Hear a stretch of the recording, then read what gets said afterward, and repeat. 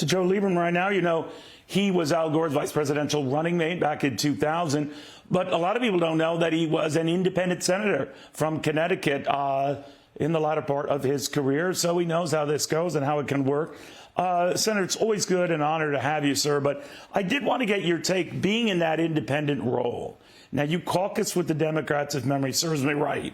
But how were things changing for you, or did they change for you? Yeah, hi, Neil. Great to be with you again. So it's a really good question, and I think my experience is probably a lot like Senator Sinema's. She has been an independent Democrat, but I'd say she's more comfortable more often with the Democrats than the Republicans. But in my case, becoming an independent was after I got elected as an independent, because the Democrats defeated me in a primary in 2006. That's right. And, I remember that. Yeah, it turned out to be a great thing, because it really enabled me to be even more independent. Krysten Sinema, I think, is an independent Democrat, so this reflects who she is.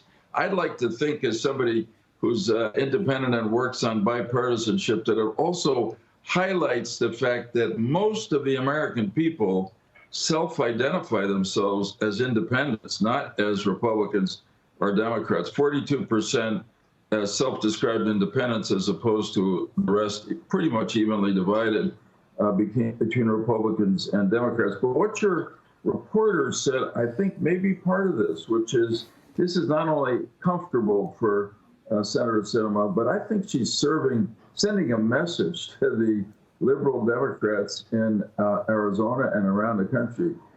You want to take me on in a primary from the left? I could always run as an independent. You think you can beat me then? So I think it's a strong move.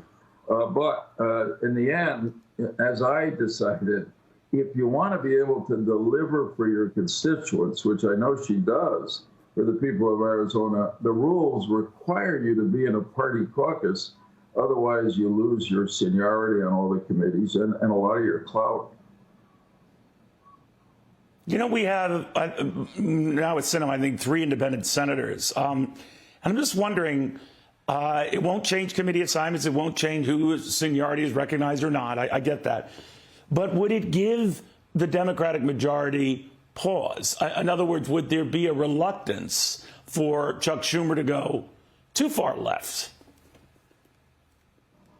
Well, I hope so.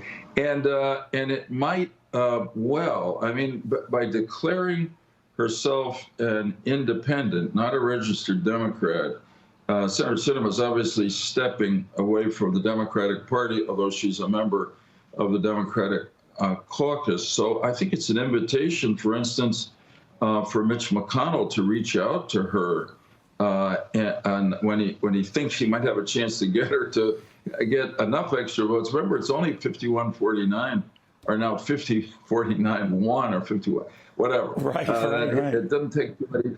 Yeah, it doesn't take too many Democrats to, if the Republicans hold together, for them to prevail. I'll tell you something else that happened to me in that term I was an independent. Harry Reid used me as a conduit or a vehicle to Republicans he needed to get the votes necessary to pass the economic recovery from the recession, the Great Recession of 2008, and then Obamacare. In other words, because I was an independent, I had credibility with some of the more independent-minded Republicans that he needed. And maybe Chuck Schumer will try to use Sinema in exactly the same way. I think it's healthy. I think it begins to break the lockhold that the two parties have on Congress and on American politics, which really doesn't represent, as I say, the largest group of voters in America who are,